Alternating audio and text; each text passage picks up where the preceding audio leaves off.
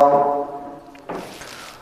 بالله من الشيطان الرجيم بسم الله الرحمن الرحيم فاستبقوا الخيرات أينما تكونوا يأت بكم الله جميعا إن الله على كل شيء قدير وقال النبي صلى الله عليه وسلم بادروا بالأعمال فتنا كقطع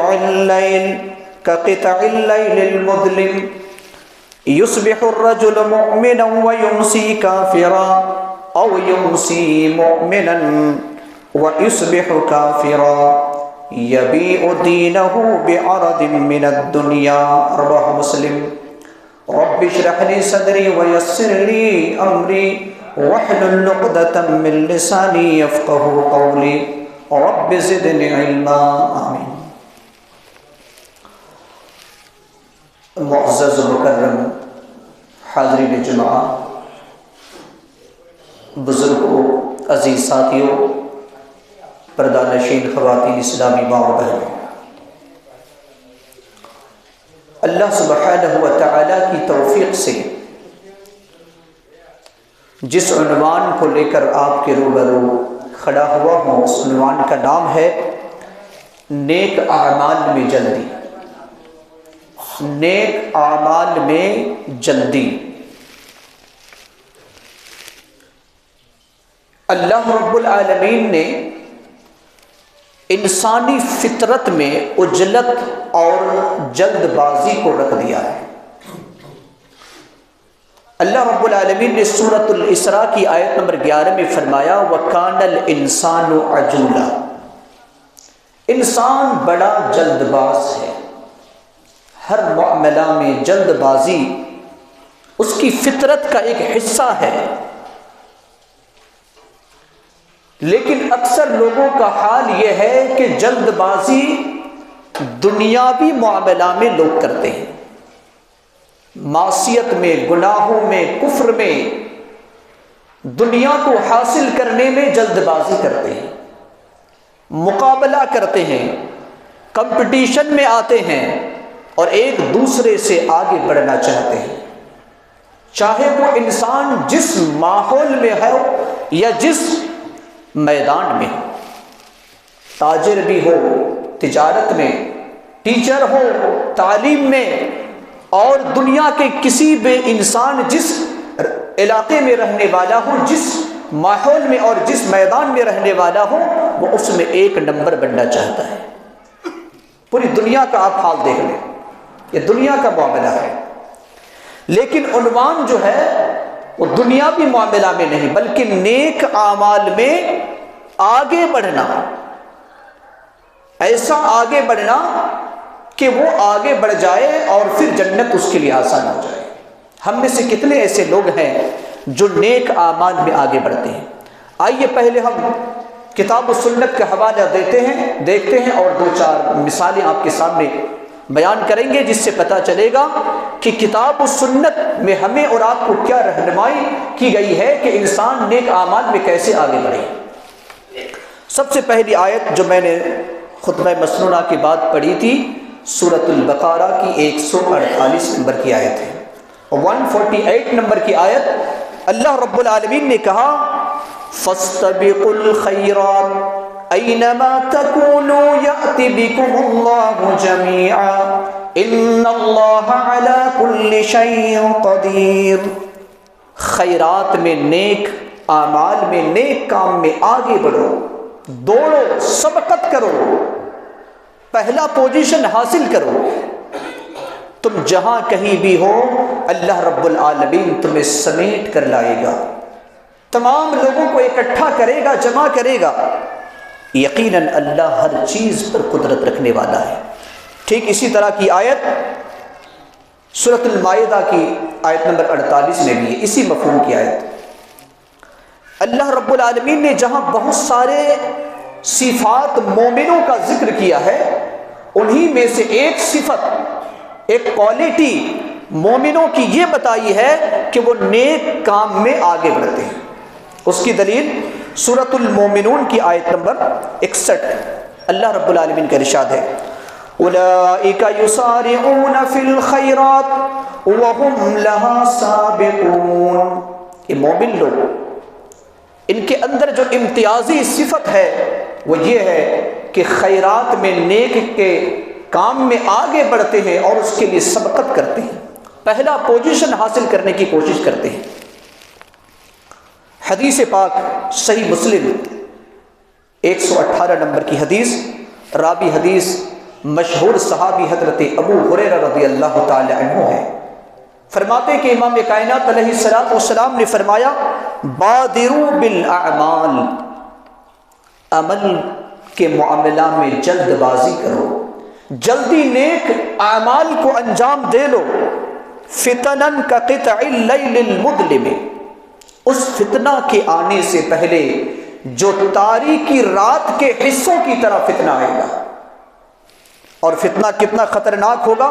یصبح الرجل مؤمنا، ایک انسان مومن بن کر رہے گا صبح کے وقت، ویمسی کافرا، شام میں کافر ہو جائے گا، او یمسی مؤمنا ویصبح کافرا، یا تو وہ شام میں مومن رہے گا اور صبح میں کافر ہو جائے گا. اللہ کے رسول صلی اللہ علیہ وسلم فرماتے ہیں کہ وہ کس طریقے سے یبیع دینہ بعرض من الدنیا، وہ اپنے دین کو، اپنی شریعت اور اپنے مذہب کو، اپنے دھرم اور اپنی ملت کو دنیا کے بدلہ میں بیچ ڈالے گا، دنیا کے بدلے میں بیچ ڈالے گا. اللہ کے رسول صلی اللہ علیہ وسلم نے فرمایا وہ وقت آنے سے پہلے تم نیک اعمال کرو. جس طریقے سے رات تاریکی ہوتی ہے اور آہستہ آہستہ تاریکی اپنے آغوش میں پوری دنیا کو لے لیتی ہے اور کوئی نظر نہیں آتا ہے، ایک وقت ایسا آئے گا کہ نیکیوں کو انجام دینے والا نظر نہیں آئے گا. تو وہ وقت آنے سے پہلے تم کیا کرو؟ نیک اعمال کر لو. حدیث پاک کے اندر یہاں تک بتایا گیا ہے کہ اگر کوئی بندہ کچھ نصیحت کرنا چاہتا ہے، وصیت کرنا چاہتا ہے اپنی جائیداد کے بارے میں، اپنی جائیداد کے بارے میں اگر کوئی وصیت کرنا چاہتا ہے تو اللہ کے رسول صلی اللہ علیہ وسلم کی رہنمائی سنیے. یہ حدیث صحیح بخاری 2738 نمبر کی حدیث ہے اور اس حدیث کے راوی حضرت عبداللہ ابن عمر رضی اللہ عنہ فرماتے ہیں کہ اللہ کے رسول صلی اللہ علیہ وسلم نے فرمایا ما حق امرئ مسلم له شیء یوصی فیہ یبیت لیلتین الا ووصیته مکتوبۃ عنده.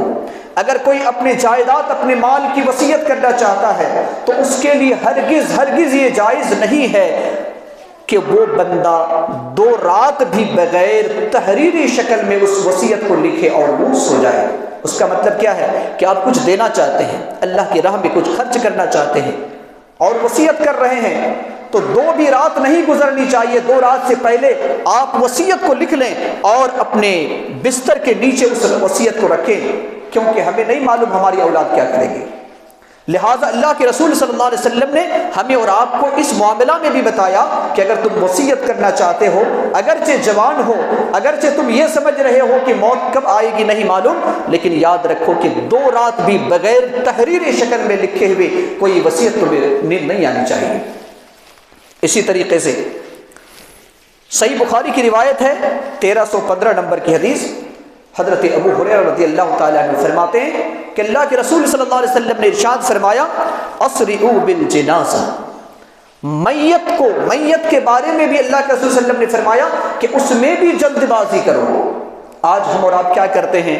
بہت سارے لوگوں کی موت ہوتی ہے، اس کے رشتہ دار دبئی میں ہے، سعودی میں ہے اور دیگر ممالک میں ہے، کئی گھنٹوں تک بلکہ کئی دنوں تک اس کی لاش کو رکھ دی جاتی ہے. اللہ کے رسول صلی اللہ علیہ وسلم نے فرمایا لاش کو زیادہ وقت تک مت رکھو، بلکہ اگر وہ انسان اچھا ہے تو تم خیر کی طرف اسے جلد بازی میں لے جا رہے ہو، اور اگر وہ انسان برا ہے تو اپنے کندھے سے برا انسان کو تم دور کر رہے ہو. اللہ کے رسول صلی اللہ علیہ وسلم نے ہمیں اس بارے میں بھی فرمایا کہ تم جلد بازی کرو.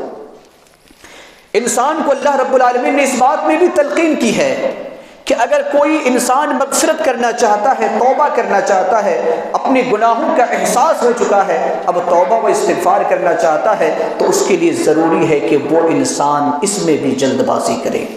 اللہ رب العالمین نے سورہ آل عمران 133 نمبر اور سورۃ الحدید کی آیت نمبر 21 میں اسی طریقے سے اللہ رب العالمین نے ہمیں اور آپ کو تعلیم دی ہے. لہٰذا ہر معاملہ میں انسان کو کیا چاہیے؟ شریعت ہمیں تعلیم دے رہی ہے کہ ہم جلد بازی کریں، تاخیر نہ کریں، نیک اعمال میں قطعاً ہم تاخیر نہ کریں۔ جس طریقے سے دنیاوی معاملہ میں ہم آگے بڑھنا چاہتے ہیں، اگر کسی نے ایک منزلہ کا گھر بنایا ہے، ہم 2 منزلہ کا گھر بنانا چاہتے ہیں۔ اگر کسی نے کوئی اچھی نوکری انہوں نے حاصل کی ہے تو ہم کمپٹیشن میں ہم اس سے اچھی نوکری حاصل کرنا چاہتے ہیں۔ شاگرد اور طالب علم، ایک انسان چاہتا ہے کہ بہتر سے بہتر نمبر ہو اور ہم اس سے زیادہ ہمیں نمبر حاصل ہو جائے، اس کے بارے میں وہ بچہ کوشش کرتا ہے۔ اللہ رب العالمین ہمیں اور آپ کو کہہ رہا ہے کہ آخرت کے بارے میں بھی تم کیا کرو؟ کوشش کرو اور 1 نمبر بننے کی کوشش کرو۔ حضرت موسیٰ علیہ السلام ایک جلیل القدر پیغمبر ہے، کلیم اللہ ہیں۔ اللہ رب العالمین نے ایک مرتبہ حضرت موسیٰ علیہ السلام سے کہا کہ اے موسیٰ تم کوہ طور پر آؤ۔ کیوں آؤ؟ اپنے چند ساتھیوں کو لے کر آؤ، میں تمہیں تورات جیسا نسخہ دینا چاہتا ہوں۔ حضرت موسیٰ علیہ السلام اپنے ساتھیوں کو لے کر کے جاتے ہیں، لیکن راستے میں چلتے چلتے حضرت موسیٰ علیہ السلام تیز رفتار سے چلنا شروع کرتے ہیں۔ سورہ طٰہٰ کی یہ آیت ہے، اگر آپ سورہ طٰہٰ پڑھیں گے تو سورہ طٰہٰ کی آیت نمبر 83، 83 اور 84 کے اندر یہ بات لکھی ہوئی ہے۔ حضرت موسیٰ علیہ السلام کیا کرتے ہیں؟ اپنے ساتھیوں کو چھوڑ دیتے ہیں، ان کی رفتار آہستہ تھی۔ حضرت موسیٰ علیہ السلام اپنے قدم کو تیز رفتاری سے چلنا شروع کرتے ہیں اور کوہ طور تک پہنچ جاتے ہیں۔ اللہ رب العالمین سوال کرتے ہیں، موسیٰ تیرے ساتھی کہاں ہیں؟ تیرے ساتھی کہاں ہے؟ کہا اے اللہ رب العالمین وہ میرے پیچھے ہیں۔ وَأَجِلْتُ إِلَيْكَ رَبِّي لِتَرْضَىٰ، پروردگار عالم میں اس وجہ سے تیرے پاس جلد بازی میں آیا تاکہ تو مجھ سے راضی ہو جائے۔ یعنی شوق دیکھیے، جذبہ دیکھیے حضرت موسیٰ علیہ السلام کا شوق اور جذبہ اتنا ہے رب سے کلام کرنے کا، رب سے تورات جیسا نسخہ لینے کا۔ حضرت موسیٰ علیہ السلام اپنے ساتھیوں کو پیچھے چھوڑتے آگے بڑھ جاتے ہیں اور جا کر کے رب سے کلام کرتے ہیں، رب سے بات کرتے ہیں۔ ہمارے نبی جناب محمد الرسول اللہ صلی اللہ علیہ وسلم کے بارے میں دیکھیے، صحیح بخاری 1221 نمبر کی حدیث ہے۔ عقبہ بن حارث رضی اللہ تعالی عنہ اس حدیث کی راوی ہے۔ سنیے اس حدیث کو اچھا سے۔ حضرت عقبہ بن حارث کہتے ہیں کہ ایک دن نبی صلی اللہ علیہ وسلم نماز ادا کی، آپ امام تھے، نماز ادا کی اور صحابہ اکرام پیچھے آپ کے مصلی تھے۔ آپ نے سلام پھیرا اور فوراً کھڑے ہو گئے اور مصلیوں کے گردنوں کو فلانگتے ہوئے آگے بڑھ گئے اور ازواج مطہرات میں سے کسی کے گھر میں داخل ہوئے۔ صحابہ اکرام کو بڑا تعجب ہوا، آپ صلی اللہ علیہ وسلم ایسا نہیں کرتے تھے۔ آپ صلی اللہ علیہ وسلم کا معمول یہ تھا کہ فرض نماز پڑھنے کے بعد اسی جگہ پر بیٹھ کر کچھ دیر تک اذکار کرتے تھے، جو یہاں پر دیکھیں نیچے لکھا ہوا ہے۔ یہ اذکار کیا کرتے تھے؟ آج ہم میں سے بہت سارے ایسے مصلی ہیں، جیسے سلام پھرتے ہیں معلوم ایسا ہوتا ہے کہ اسے مچھر کاٹ رہا تھا، کیا کر رہا تھا نہیں معلوم، فوراً مسجد سے نکل جاتے ہیں۔ نبی صلی اللہ علیہ وسلم کا یہ طریقہ نہیں ہے۔ جس طریقے سے آپ نماز ادا کرتے ہیں ضروری ہے کہ آپ اس کو کیا کریں؟ اذکار کو پڑھیں۔ یاد نہیں ہے تو یہاں پر لکھا ہوا ہے، اس کو دیکھ کر کے بھی پڑھیں۔ اذکار پڑھنے کا حکم ہے۔ تو معمول کے خلاف آپ صلی اللہ علیہ وسلم ایک دن نماز یعنی سلام پھرنے کے فوراً بعد اذکار کو بھی آپ نے چھوڑ دیا اور ازواج مطہرات کے گھر کی طرف چلے گئے۔ صحابہ اکرام کو بڑا تعجب ہوا۔ آپ صلی اللہ علیہ وسلم تھوڑی دیر کے بعد پھر نکل کر آئے۔ آپ نے صحابہ اکرام کے چہروں پر دیکھا کہ ان کے چہروں پر جو ہے تعجب کے آثار ہیں۔ نبی صلی اللہ علیہ وسلم نے اس کی وضاحت کی اور کہا کہ سنو، میں کیوں نکل کر گیا تھا؟ اس کی وجہ یہ ہے کہ میں جب نماز پڑھ رہا تھا میں نے اپنے گھر میں سونے کا ایک ڈلا، سونے کا ایک ٹکڑا میں رکھ کر کے آیا تھا اور میں نے کسی کو حکم نہیں دیا تھا کہ اسے تقسیم کر دیا جائے۔ جب میں نماز پڑھ رہا تھا مجھے یاد آیا، لہٰذا میں فوراً سلام پھرنے کے بعد میں اپنے ازواج مطہرات کے گھر کی طرف گیا، اور جانے کے بعد سونے کے ڈلے کو، سونے کے ٹکڑے کو میں نے حکم دیا اپنے ازواج کو کہ تم اسے صدقہ کر دو، اسے تقسیم کر دو۔ اللہ کے رسول صلی اللہ علیہ وسلم کی اس حدیث سے ہمیں اور آپ کو کیا نصیحت مل رہی ہے؟ نصیحت یہ مل رہی ہے کہ آپ صلی اللہ علیہ وسلم نے رات تک نہیں، شام تک نہیں، آپ صلی اللہ علیہ وسلم نے فوراً وہاں سے نکل کر گئے، اور بعض روایت کے اندر آتا ہے کہ وہ نماز عصر کا وقت تھا۔ بہرحال آپ صلی اللہ علیہ وسلم جاتے ہیں، امت کو یہ تعلیم دیتے ہیں کہ مسلمانوں اگر تم نیک اعمال کرنا چاہتے ہو تو اس میں تاخیر مت کرو، جلد بازی کرو، اور جتنا جلد ہو سکے تم اس نیک اعمال کو انجام دو۔ آج مسلمانوں کے پاس کتنے صدقات و زکوٰۃ کے پیسے پڑے ہوئے ہیں، خرچ نہیں کرتے، اور تو اور بیت المال فنڈ میں مسجد جماعت اور جمعیت کے جو امیر ہوتے ہیں، اور اسی طریقے سے بہت سارے لوگ ایسے ہوتے ہیں جو مختلف تنظیم کے وہ ذمہ دار ہوتے ہیں، لاکھوں اور کروڑوں روپے پیسے پڑے رہتے ہیں، اور کئی بھوکے ایسے لوگ ہوتے ہیں جس کو 2 وقت کا کھانا نصیب نہیں ہوتا، علاج کے لیے اسے پیسے نہیں ملتے، اور پہننے کے لیے کپڑے نصیب نہیں ہوتے۔ ایسے لوگ ہمارے موجود کتنے موجود ہیں، لیکن ہمارے جو جماعت اور جمعیت کے اور تنظیم کے، پوری امت مسلمہ کی بات میں کر رہا ہوں، جو تنظیم اور جماعت ہیں، ان کے جو کیشیئر ہوتے ہیں پیسے کے اوپر بیٹھے رہتے ہیں لیکن ان پر خرچ نہیں کرتے۔ اللہ کے رسول صلی اللہ علیہ وسلم نے تعلیم دی ہے، پھر ہم اور آپ اس پیسہ کو رکھتے کیوں ہیں؟ ضرورت مند کے ضرورت کو پوری کرنے کے لیے رکھتے ہیں۔ اگر وہ ضرورت مند کو پوری نہ کرے اور لاکھوں اور کروڑوں کی تعداد میں پیسے ہو جائے، سالانہ ہم حساب بتا دیں کہ اتنے پیسے ابھی بچ چکے ہیں، اور دیکھا جاتا ہے کہ کتنے لوگ، کتنے بچے جو ہے تعلیم کو چھوڑ کر کے دوسرے راستے پکڑ لیے ہیں، کتنے لوگ ہیں جو بیمار علاج کی وجہ سے مر چکے ہیں، اور کتنے لوگ ہیں جو معذور بنے ہوئے گھومتے ہیں۔ ایسے لوگوں کے بارے میں ہم اور آپ فکر نہیں کرتے۔ اللہ کے رسول صلی اللہ علیہ وسلم نے ہمیں اور آپ کو اس حدیث پاک سے یہ درس دیا ہے کہ نیک اعمال میں تاخیر نہیں کرنا ہے بلکہ جلد بازی سے کام لینا ہے۔ حضرت ابو بکر صدیق رضی اللہ تعالی عنہ، ان کا نام معلوم ہوگا آپ کو یا نہیں تو سن لیجیے، ان کا نام ابو بکر نہیں تھا، ان کا نام کیا تھا؟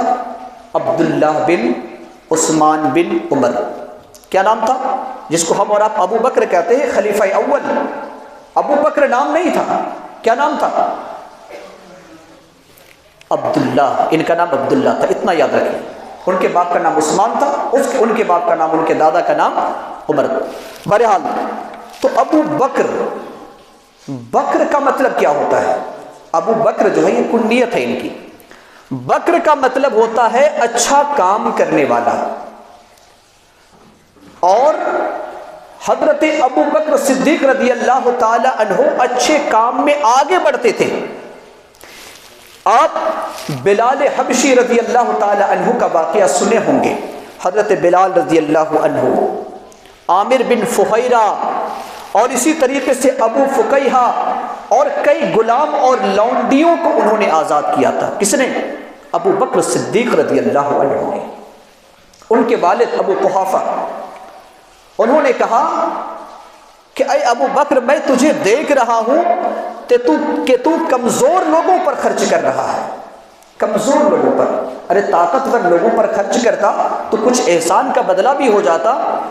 حضرت ابو بکر رضی اللہ عنہ نے جواب دیا تھا، میرے ابو جان، میں اس وجہ سے خرچ نہیں کر رہا ہوں کہ وہ مجھے بدلا دے، بلکہ میں اس وجہ سے خرچ کر رہا ہوں تاکہ میرا رب مجھ سے راضی ہو جائے۔ اور اللہ سبحانہ و تعالیٰ نے حضرت ابو بکر کی شان میں سورۃ اللیل کی چند آیتیں، تقریباً 8 آیتیں نازل کی ہے۔ آپ آیت نمبر 14 سے 21 تک پڑھیے، 14 سے 21 تک پڑھیے۔ 8 آیتیں اللہ رب العالمین نے حضرت ابو بکر صدیق رضی اللہ تعالی عنہ کی شان میں نازل کی ہے۔ کیوں؟ کیونکہ وہ نیک کے کام میں آگے بڑھتے تھے۔ ایک صحابی رسول حضرت جابر بن عبداللہ رضی اللہ تعالیٰ عنہ فرماتے ہیں، صحیح بخاری کی روایت ہے، 4046 نمبر کی حدیث ہے۔ جابر بن عبداللہ کہتے ہیں کہ ہم میدان احد میں تھے، لڑائی چل رہی تھی۔ ایک شخص نبی صلی اللہ علیہ وسلم کی خدمت میں آتا ہے ایک ہاتھ میں تلوار ہوتی ہے اور دوسرے ہاتھ میں کھجور کے چند ٹکڑے ہوتے ہیں. سوال کرتے ہیں اور ایت ان قتلت فأین انا، اللہ کے رسول صلی اللہ علیہ وسلم آپ بتائیے اگر میں اس جنگ میں کام آ جاؤں، اگر میری موت ہو جائے تو میرا ٹھکانہ کیا ہوگا؟ بڑا اہم سوال تھا. میرا ٹھکانہ کیا ہوگا، میں کہاں رہوں گا؟ اللہ کے رسول صلی اللہ علیہ وسلم نے فرمایا قال فی الجنہ، کہا تیرا ٹھکانہ جنت ہوگا. اللہ اکبر. جابر بن عبداللہ کہتے ہیں فَأَلْقَ تَمَرَاتٍ فِي يَدِهِ، اس کے ہاتھ میں جو کھجور کے ٹکڑے تھے انہوں نے پھینک دیا زمین پر، اور اپنی تلوار کو نیام سے نکالتے ہوئے دشمنوں کے جنب غفیر میں داخل ہو جاتے ہیں اور بے تحاشا لڑتے ہوئے جام شہادت نوش فرماتے ہیں، شہید ہو جاتے ہیں، ان کی موت ہو جاتی ہے. صحابی رسول نے اتنا بھی گوارا نہ کیا کہ کھجور کے چند ٹکڑوں کو پہلے لقمہ اجل بنا لوں، پہلے کھا لوں، اس کے بعد پھر میں کیا کروں، لڑائی کے لیے جاؤں. اس نے یہ گوارا نہ کیا. میں ان مسلمانوں سے کہنا چاہتا ہوں جو دیر رات تک دعوتوں میں جاتے ہوئے فجر کی نماز کو چھوڑ دیتے ہیں، ذرا غور کیجئے.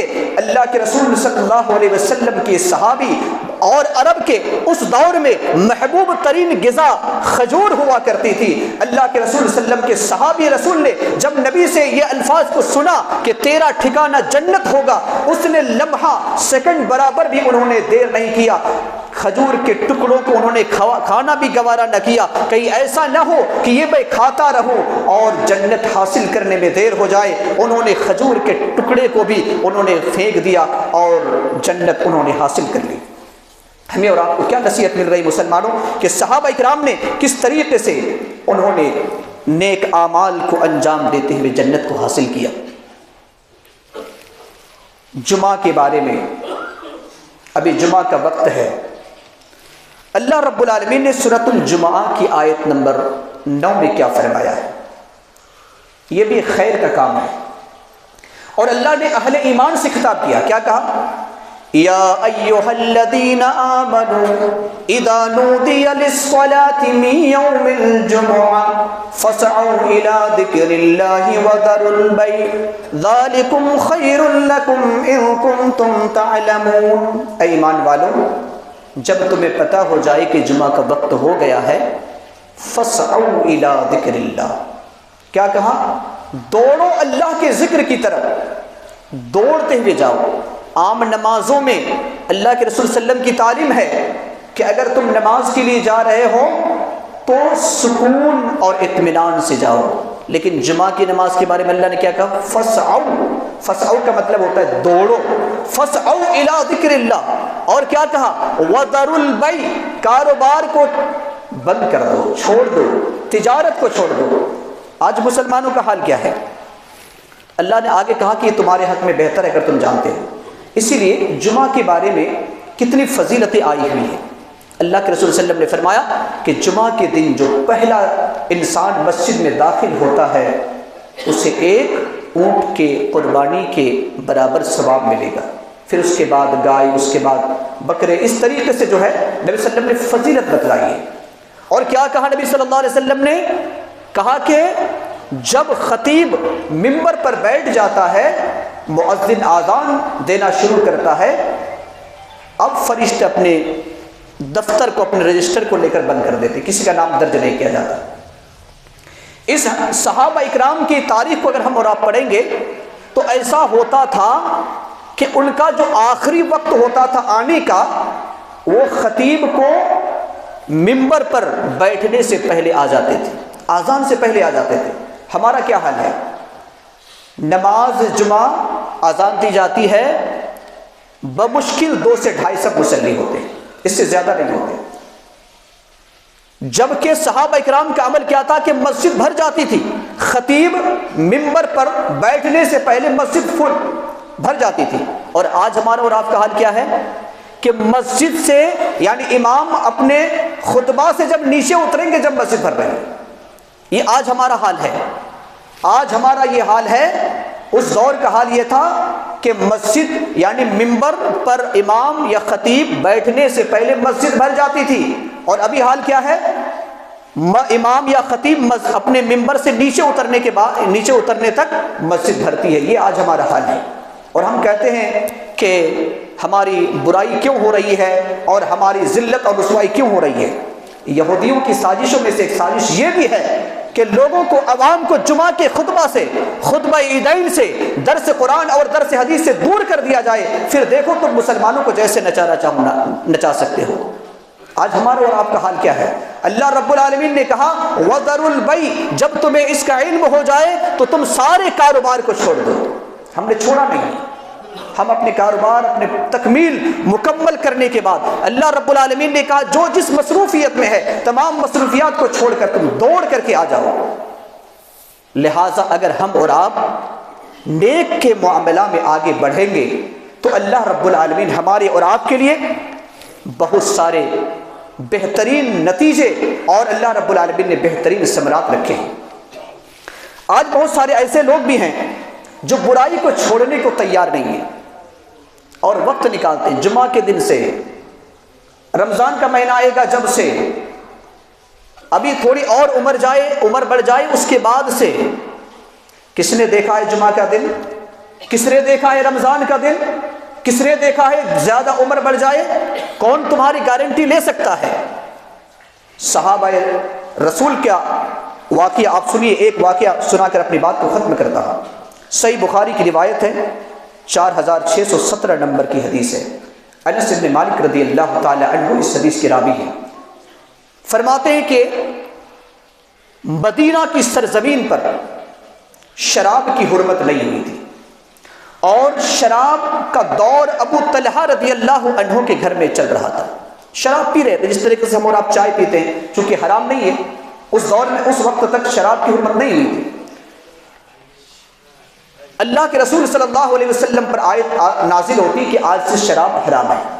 ابھی شراب کا دور چل رہا ہے، کسی کے ہاتھ میں جام ہے، کسی کے ہاتھ میں کٹورا ہے، کوئی شراب تھوڑا پی چکا ہے، کبھی کوئی اپنے منہ کے قریب کیا ہوا ہے۔ ایک آواز لگانے والا آتا ہے اور کہتا ہے کہ اللہ رب العالمین نے آج سے شراب کو حرام کر دیا ہے۔